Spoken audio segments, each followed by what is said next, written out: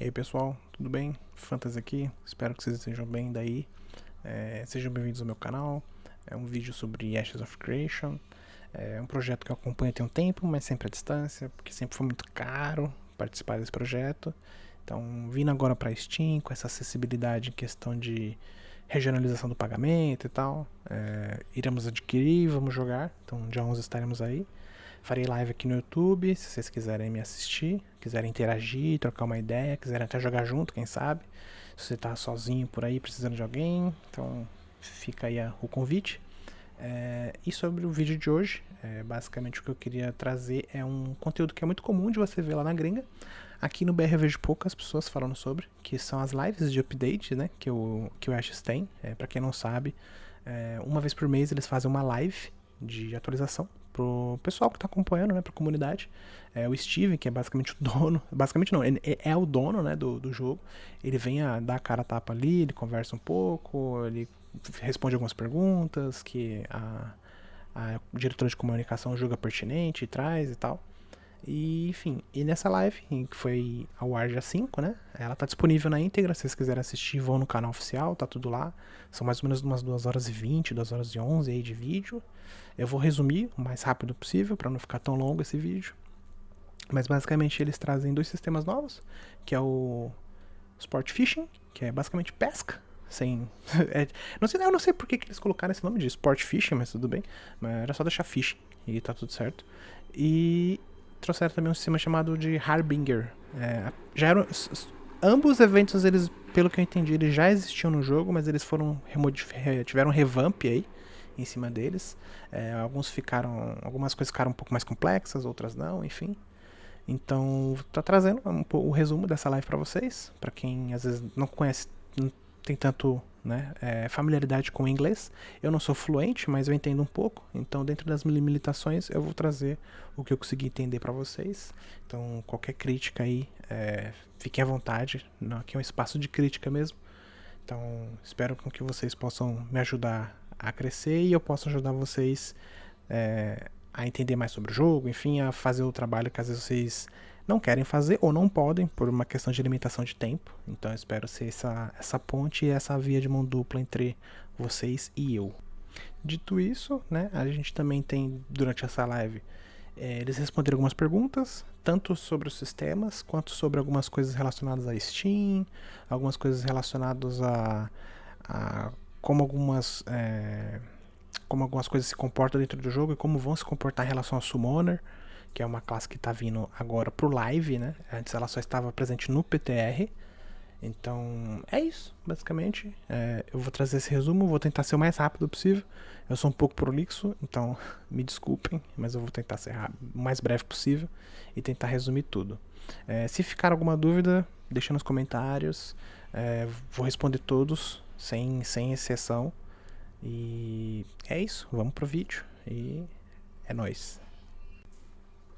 Certo, pessoal, vamos lá. Primeiramente, né, eles abrem a live aí dizendo que não vai ser a última live do ano, que ainda vai ter mais uma atualização, né, aí pra a live de dezembro. Eles só não falam a data, então vamos esperar pra ver quando que vai sair. Aí eles comentam sobre a live que eles fizeram com o Dust, né, Dusty Y, se não me engano o nome do canal. Se vocês quiserem que eu traga um resumo dessa live, deixa nos comentários aí. Então, e aí a gente tem 2 pessoas importantes, né, pra gente frisar nessa live, que são a figura do próprio Steven, né, o Steven Sharif, que é o dono e diretor criativo, e a Margaret Cron, que é a diretora de comunicação. Esses 2 sempre estão presentes nas lives. Então toda vez que tem uma live, eles sempre estão presentes. A Margaret, inclusive, é quem meio que ela conduz, né, toda a live. Então, basicamente, inclusive, ela que encerra a live. Em alguns momentos ela tem que até puxar o Steve pro roteiro, porque ele sai, ele começa a querer jogar o jogo, sabe? E ela fala, não, pera aí, a gente tem que apresentar o produto, né? Então, se comporte menos como um player e mais como um diretor, né? Como um chefe. Enfim. Aí tem o Reminders, né? Que é tipo assim, relembrando. E aí a primeira coisa que eles trazem, né? É sobre a questão do Summoner. Que é a pergunta da live é a seguinte: como a gente diferencia um pet inimigo de um aliado? Né? Para quem não sabe, né, lembrando, o Summoner ele tá presente no PTR, mas não no live. E nem todo mundo tem acesso ao PTR. E o PTR tá sobre NDA. NDA visual, se eu não me engano. Parece que você pode falar sobre o PTR, mas não pode mostrar. Então, basicamente, algumas pessoas testaram e quase ninguém conseguiu ver ele in-game, né? Ele atuando mesmo como um arquétipo, né? Jogável. E aí surgiu essa pergunta. E aí, para alguns pode parecer banal, mas é uma pergunta extremamente pertinente, porque na apresentação do Summoner, eles não mostram em nenhum momento como que fica a questão de um pet inimigo. E aí a resposta também é muito simples. Eles falam que eles não tentaram reinventar a roda. Falou que vai ter contornos vermelhos, né, em volta do pet inimigo, que o nameplate vai ficar também destacado, vai ser diferente do nameplate de um pet aliado.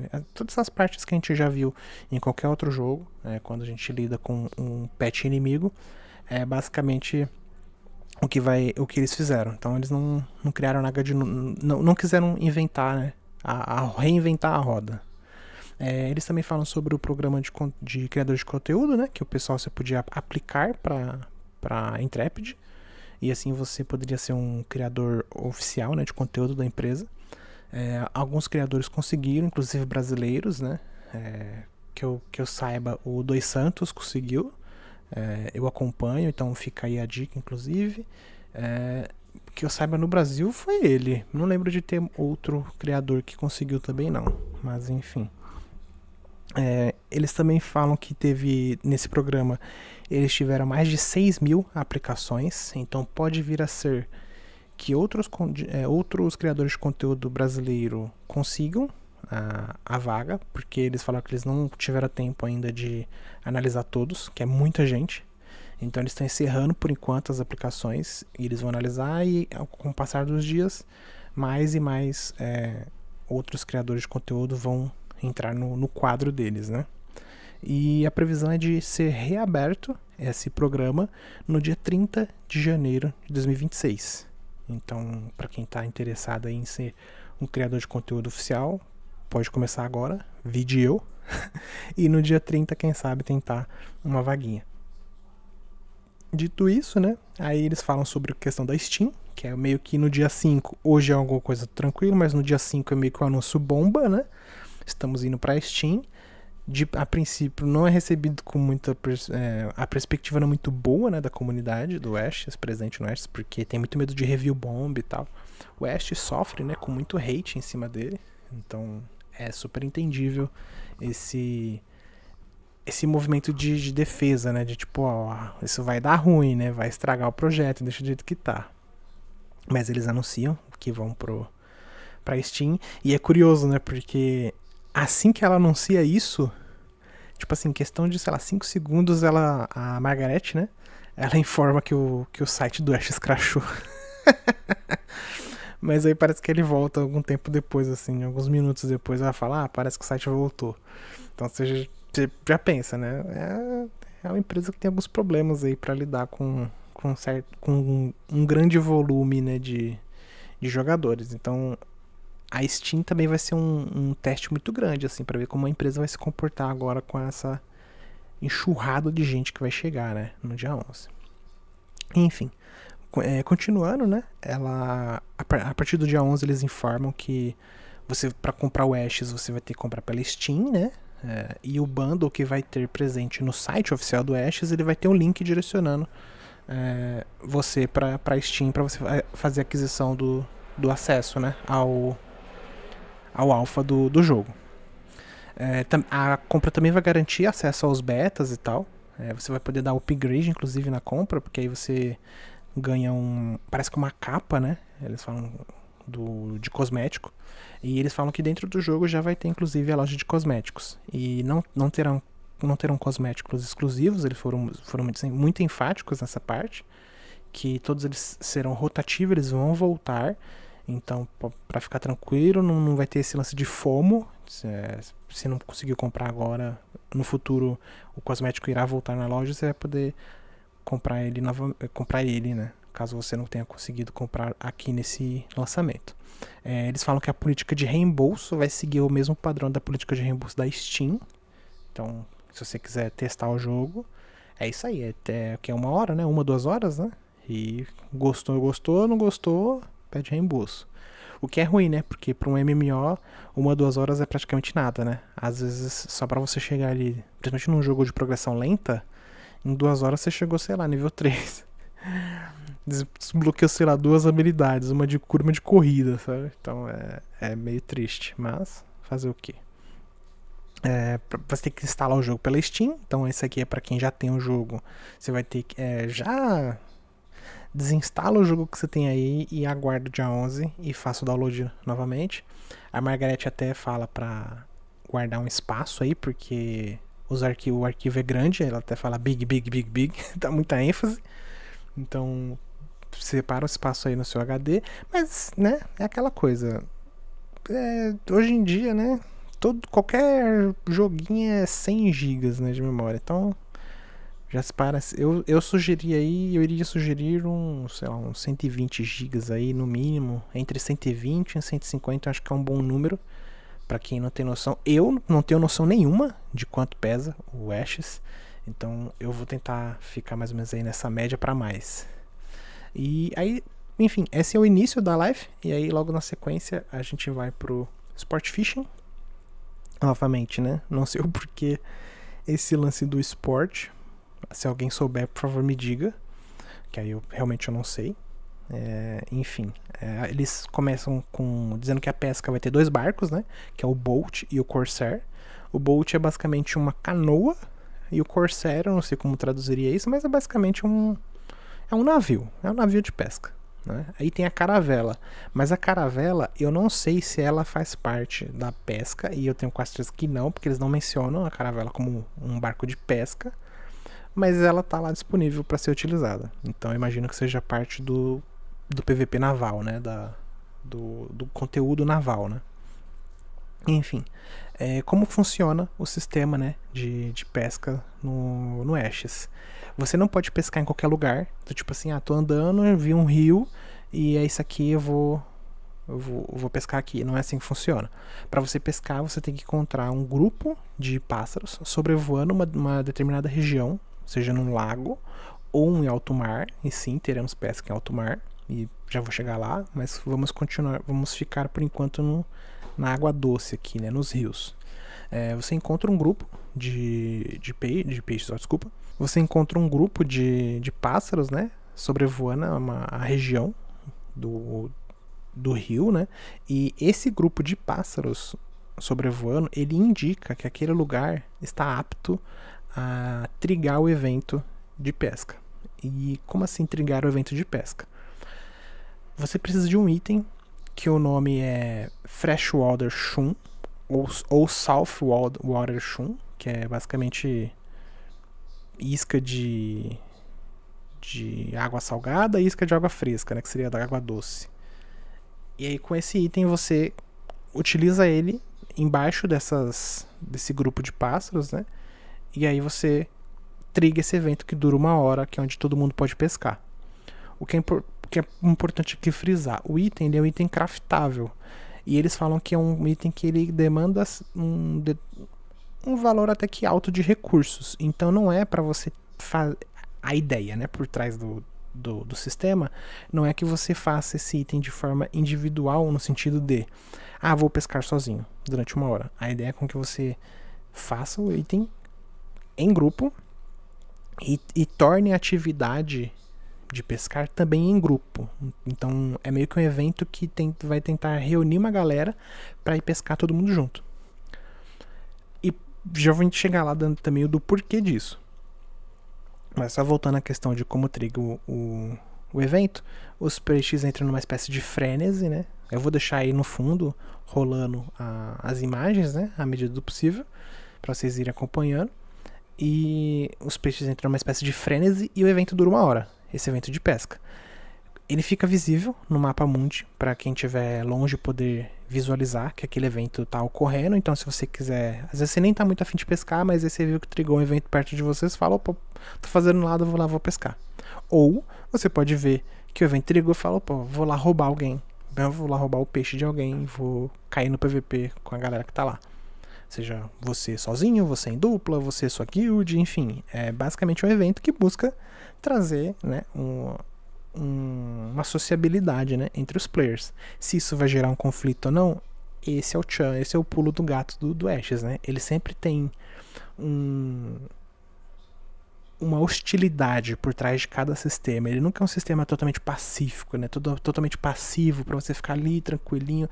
Ele sempre tem um quê de PVP por trás. Então isso é o que move o jogo, né? Esse conflito constante, essa escassez e esse conflito constante dentro do jogo.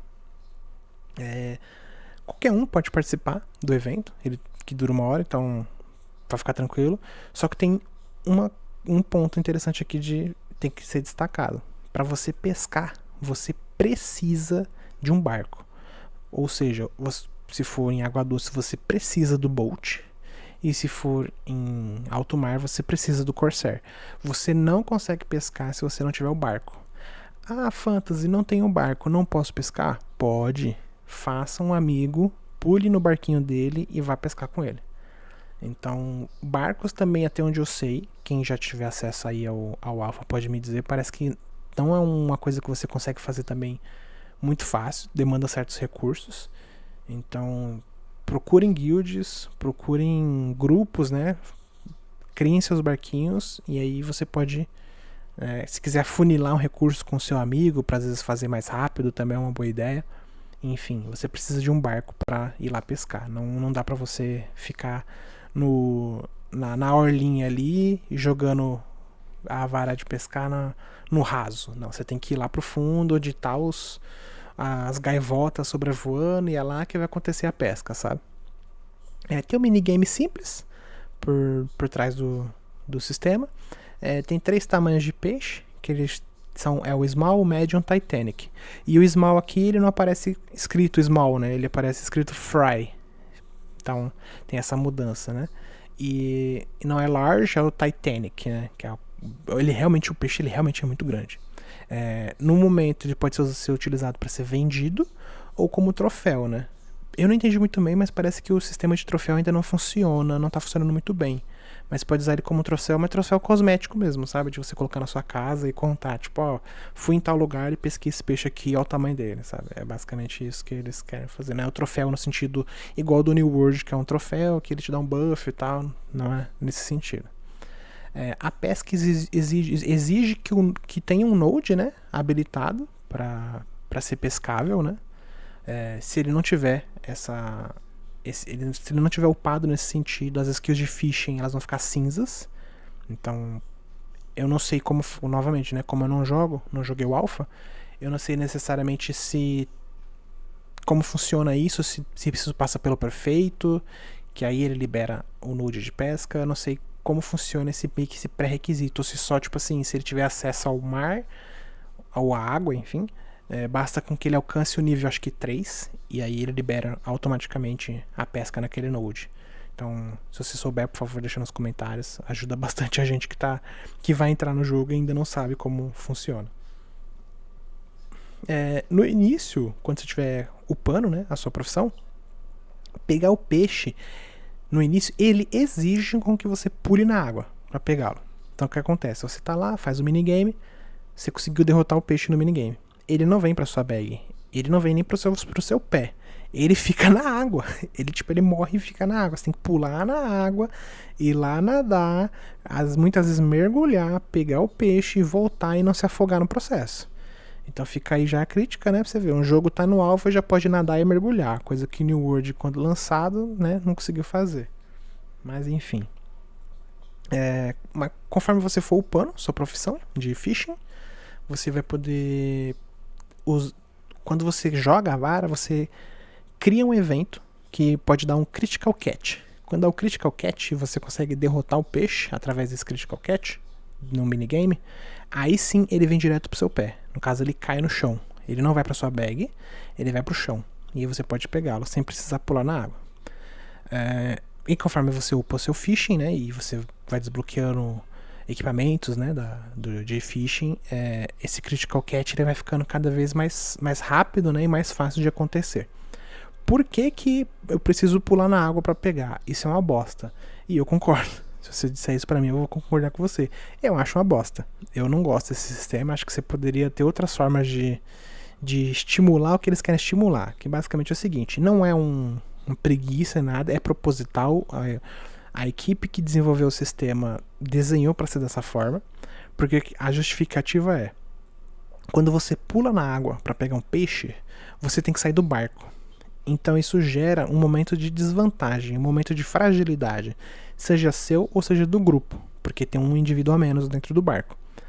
Então isso proporciona uma janela de ataque, seja de PVP ou seja de roubo, porque quando chegar na pesca em alto mar, vocês vão entender como funciona essa questão do roubo. Mas enfim, pular na água então basicamente criaria uma janela que estimularia o PVP. Então, essa é a justificativa deles. Eu acho bem meia boca. Eu acho que talvez poderia pensar numa coisa um pouco mais elaborada para tentar criar essa janela. Mas, enfim, essa foi a justificativa que eles deram. Não consigo também pensar em nada agora. Mas eu não sou pago para isso também. Então, mas eu pensaria em algo melhor. Enfim. E isso basicamente isso conclui como funciona o fishing em água doce. Claro, você tem toda a questão de para onde vai o peixe, né? Ele vai para um compartimento separado, que eles chamam de... Deixa eu pegar aqui o nome. Como é que é? É saddlebag, se eu não me engano, que é assim, acho que é assim que pronuncia. Saddlebag. E aí nessa saddlebag você consegue colocar, sei lá, uns 2 peixes, mais ou menos. E você consegue levar um nas costas, porque quando você pega o peixe, ele fica nas suas costas, né? Inclusive ele fica até visível, você consegue ficar mostrando ele pros seus amigos, se vangloriando, né, da conquista. Você vai pra sua mulinha, coloca na mula, eles até mencionam que acho que a melhor mula, ela consegue ter um zero bag com espaço para 2 peixes, e aí você consegue pegar o peixe, colocar na mulinha e vai até o node, né, até o harbor, que eu imagino que seja porto em inglês, não sei, enfim, e aí lá você consegue vender pro vendedor de fishing lá, né, o harbor vendor, ele compra o peixe e você consegue fazer uma graninha com isso. E quando eles chegam nessa parte, é curioso até porque é bem longo, né, o trajeto, porque na live eles ficam mais ou menos 5 minutos andando e eles não chegam no local, e aí um dos gêmeos teleporta ele pro local onde eles vão vender o peixe para eles concluírem mais rápido. Então esperem aí um Walk Simulator aí entre pescar e voltar para vender. Mas me pareceu um valor até que bom. Ele vende ali o peixe por volta de alguns silvers. Então me pareceu que vale a pena, assim, sabe? Esse trajeto. Eu não sei o quão fácil ou o quão difícil é fazer um gold. Mas pelo que todo mundo fala aqui, né? É uma progressão lenta. Você já conseguir silvers logo de cara, assim, com um peixe, eu acho bem forte. E aí eles pulam para a questão da pesca em alto mar. E aí você tem o Corsair, que é o navio, né? Você tem um navio de pesca. E aí esse navio ele tem um detalhe que ele é editável, né? Ele tem alguns compartimentos onde você pode colocar certos itens que melhoram ele, né? Vamos assim dizer. Então, por exemplo, a gente consegue ver na interface que ele coloca uma espécie de tipo um aquário. É um compartimento para você, quando pegar o peixe, colocar o peixe nesse aquário. E aí você... É meio que a sua mula, sabe? Ele é como se fosse uma zero bag. Na verdade, efetivamente é uma zero bag, só que adaptada para dentro do navio. Então, quando você pesca em alto mar, você não precisa, tipo... até porque nem tem como você puxar sua mula ali. Então, você coloca ele ali no barco. Ele não interage com esse compartimento, então eu não sei quanto espaço ele pode levar. Então, eu não sei, por exemplo... Quantas pessoas seria o ideal para você levar num barco? Tipo, 3, 4, 5? Não sei, infelizmente eu não tenho essa informação. Então quando eu lançar o jogo eu pretendo descobrir e trago para vocês. Mas, enfim. Você tem as âncoras, né? Então quando você chegar no evento das gaivotas, né? Sobrevoando o alto mar, você tem que lançar a âncora. Porque o mar tem onda, né? Então o mar carrega seu barco. Então se você não jogar a âncora... Com o passar do tempo, você vai ver que o navio vai começar a se distanciar da área de pesca. E para trigar o evento é a mesma coisa. Pega lá o chum e joga e os peixes entram em frenesi. A diferença é que agora você precisa de um chum específico para água salgada, né? Então provavelmente vai ser outros recursos para ser utilizado, vai gerar todo um farm, né, um grind por trás disso e tal. Mas a dinâmica ainda é a mesma. Eles comentam também que tem mais ou menos uns 8 tipos de peixe, mas na live a gente só viu 7, então não sei se tem um 8º, ou se realmente só tem 7, ele só chutou porque era o que ele lembrava na hora. E aí, de água doce, a gente tem eu acho que é o walleye, que fala, o catfish, o pike e o gar. E todos eles têm os 3 tamanhos, né? Fry, que é o small, medium e Titanic. E na água salgada a gente tem tuna, starfish, sailfish e o marlin. Esses são os tipos de peixe de água salgada e água doce. Os peixes de água doce valem menos, só que são áreas mais tranquilas de você pescar, e os peixes de água salgada eles valem mais, só que em compensação em alto mar. E aí entra aquele lance do pulo do gato que eu falo, que eu gosto de brincar com os meus amigos, né? Onde está o pulo do gato aqui? Ou seja, onde está a hostilidade que o Ash sempre traz dentro do sistema? Em alto mar é território lawless, ou seja, é terra sem lei. Você não é penalizado por abrir PK dentro desse território. Ou seja, quando você for pular na água pegar seu peixe, se tiver um navio pirata vindo na sua direção, provavelmente eles vão te atacar, sabe? Porque não tem penalidade por abrir PK em alto mar. Então esperem muito contato físico quando estiverem pescando, ou muita fuga insana, né, para você tentar chegar num lugar um pouco mais tranquilo para batalhar. Então, eu acabei esquecendo de falar, mas dentro do Corsair também tem uma opção de você ter uma espécie de globo, onde ele funciona como um radar. Então ele fica spawnando em volta, né? Uma pessoa pode acessar esse mapa e fica spawnando em volta navios, sejam inimigos ou aliados, qualquer tipo de navio em volta, e outros pontos de fishing também. Então é bem interessante que alguma pessoa sempre de vez em quando dê uma olhada para ver se está tudo certo, ou até se de repente uma pessoa fique só responsável por isso, né? A depender de como funciona a questão de quantos peixes dá para levar ou trazer, né? E aí para voltar a mesma coisa, você tem que puxar a âncora, né? Padrão. Tem um custo ao puxar o Corsair né, para navegar, que é de 10 silver. E eu acho curioso, porque quando ele vai puxar o barco, a esse momento que eu estou falando, vocês já passaram para essa parte, mas não fica claro se aquilo é um bug ou se é uma feature quando ele tenta colocar o navio de cima da doca, né? De cima do deck, desculpa, e ele não consegue, dá vermelho. Aí ele tem que pular na água e colocar e aí ele consegue criar a estrutura que gera o navio. Então eu não sei se aquilo é um bug ou se é uma feature, se vai ficar daquele jeito, como é que vai funcionar. Mas é só uma questão mais... É uma questão menor, né? Porque o importante é que o sistema funciona. Tem arpões dentro do navio. Eles, pelo que eu entendi, eles servem para você causar slow nos barcos inimigos, né? Então, durante o conflito, você pode estar usando os arpões para tentar atrasar seus inimigos enquanto vocês correm para algum território mais apropriado para vocês combaterem, né? Caso vocês não queiram combater em alto mar, né? Deixa eu ver o que mais... mesmo sem pegar peixe, você ainda ganha XP de fishing, né?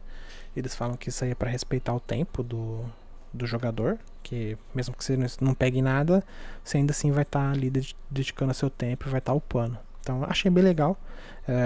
Não é nada tipo inovador, outros jogos já fazem isso, então, mas achei tranquilo que eles poderiam muito bem justificar, tipo, não, somos hardcore, se você não pega o peixe, você não ganha experiência. E aí não, eles foram pra esse lado um pouco mais casual. Achei legal.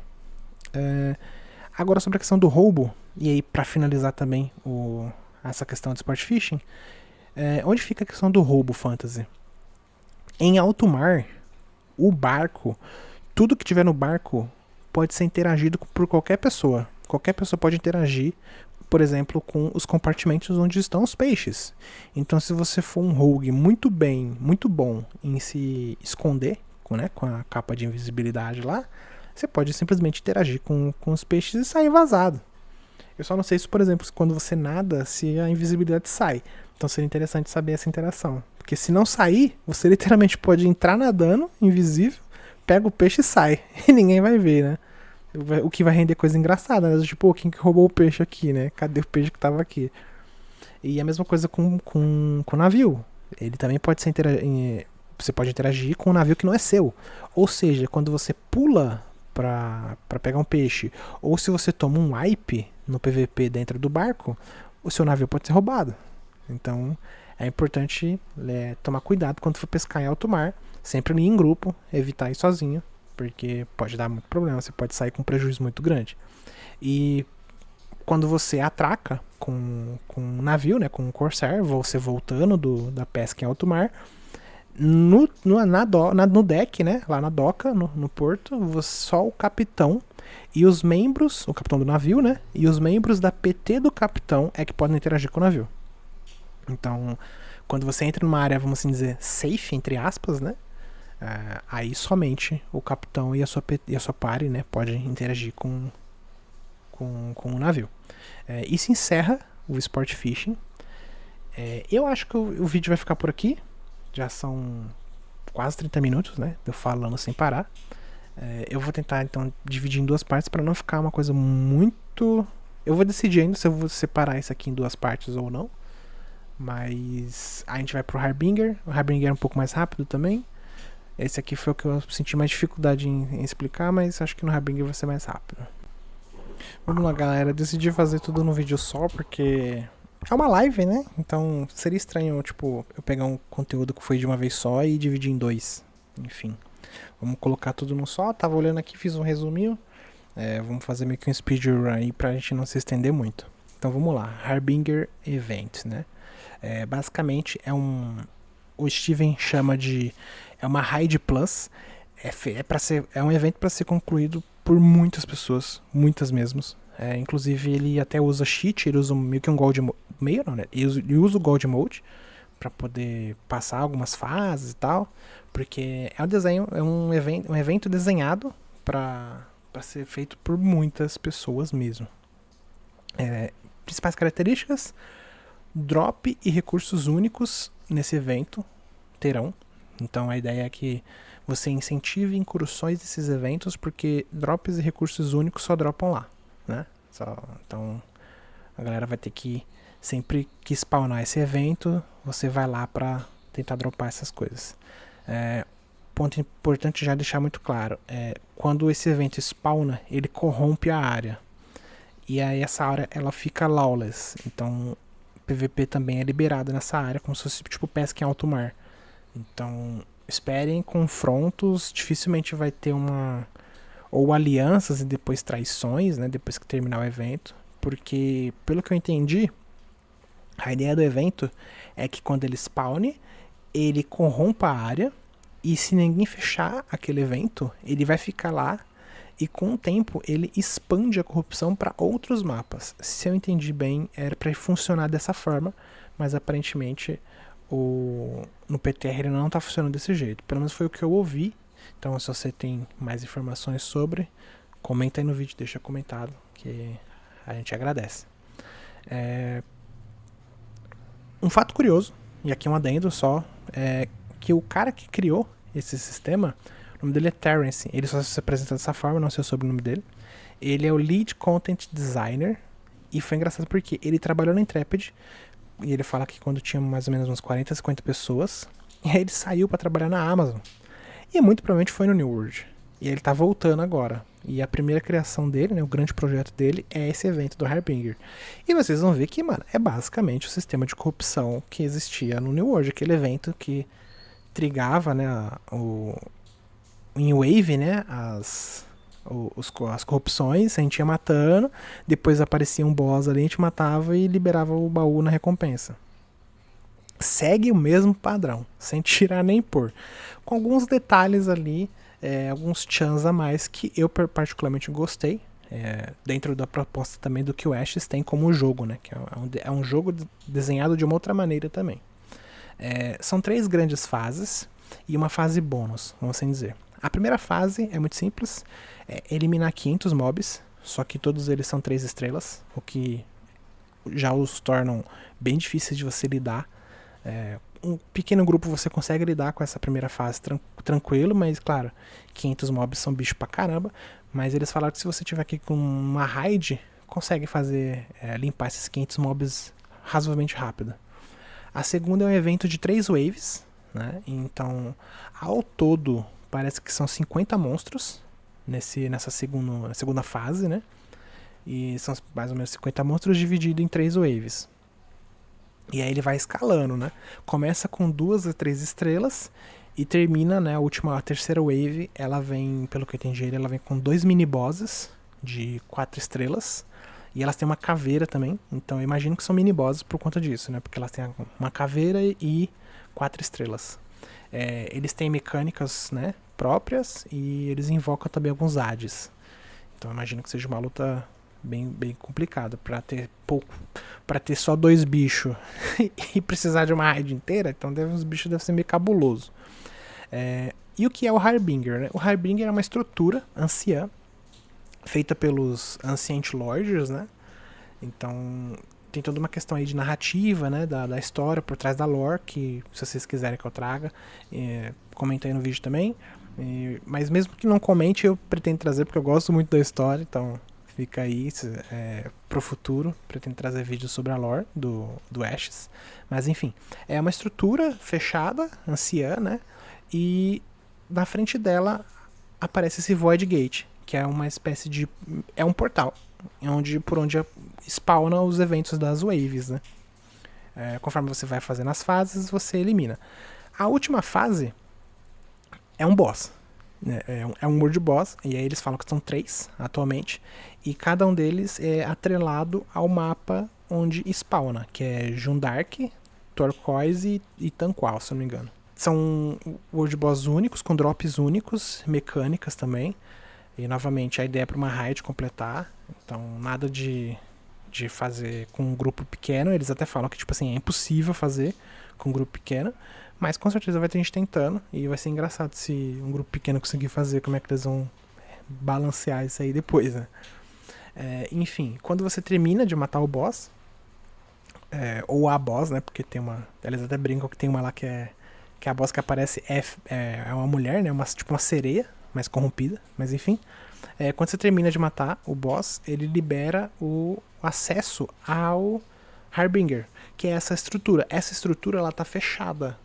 E quando você inicia o evento do Void Gate, ao terminá-lo, ao concluí-lo, você libera a estrutura atrás do Void Gate, que é o Harbinger. E essa é a tal da fase bônus. E aí dentro dessa, que eles estão chamando de Narthex, aí você libera o acesso ao Narthex. Pelo que eu entendi, dentro desse Narthex, ela é uma espécie de Pocket Dungeon, mas eu não vou dizer Pocket porque ela não parece ser pequena, tá? Mas eles trataram como Pocket. E vão ter 3 entradas. E é um espaço razoavelmente grande. Pelo que eu entendi, vão ter guardiões lá dentro, de 3 a 4 estrelas. Parece que são 3 em cada Narthex. E eles basicamente protegem os baús que estão presentes nesse Narthex, que é o Hoard Chest. O Hoard Chest, ele é um baú que ele pode ser aberto por qualquer pessoa, literalmente. Não tem nada que trave o acesso a ele.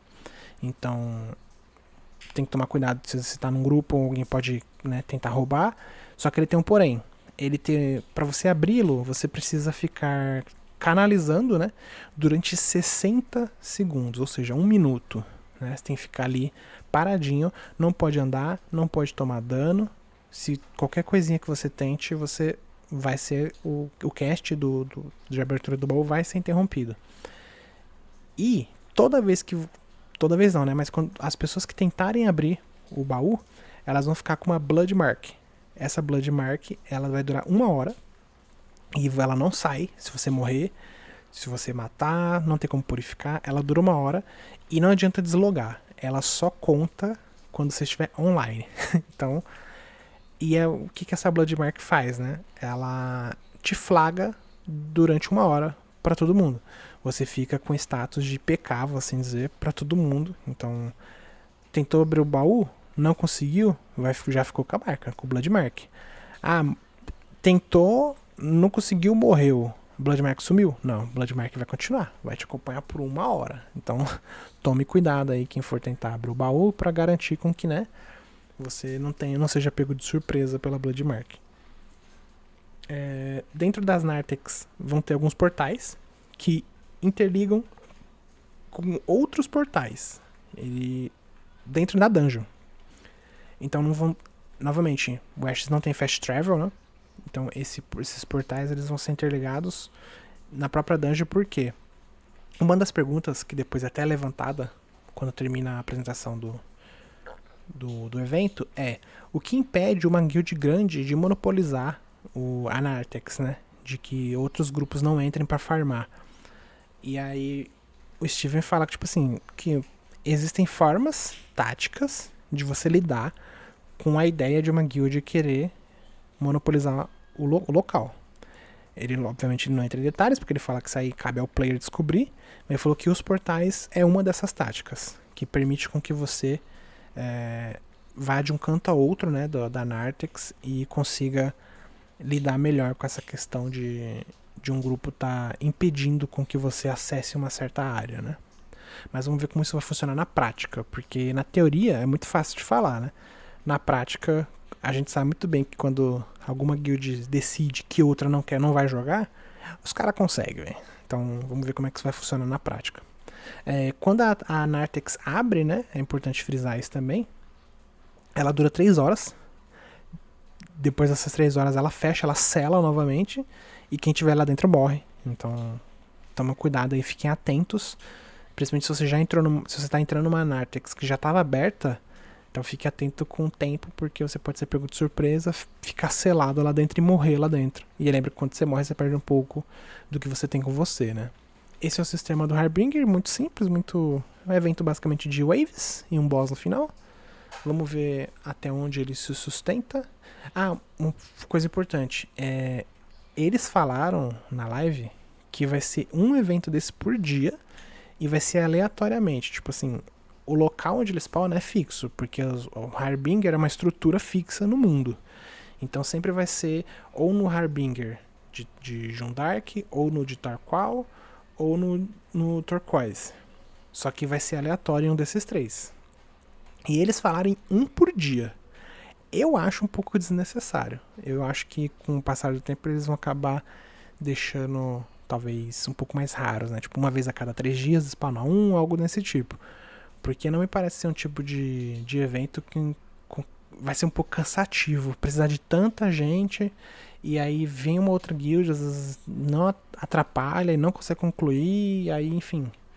Vamos ver como vai ser. Mas se vocês me perguntarem, eu chutaria de que com o passar do tempo eles vão deixar mais raro o evento acontecer. Não vai ficar tão frequente não. E é isso. Essa foi a live. Se você assistiu até aqui, agradeço de coração por ter ficado comigo. E se inscreva, né? Deixa o like. É a primeira vez que eu tô fazendo isso, então ainda tô um pouco perdido, fico um pouco nervoso. Então espero que os próximos vídeos eu esteja mais calejado, né, em relação a fazer esse tipo de conteúdo. É isso, agradeço de coração. Então até a próxima, nos vemos dia 11 dentro do Ashes. Pretendo fazer live, então venham aqui, apareçam, vamos trocar uma ideia. E é isso, é nóis, muito obrigado, valeu!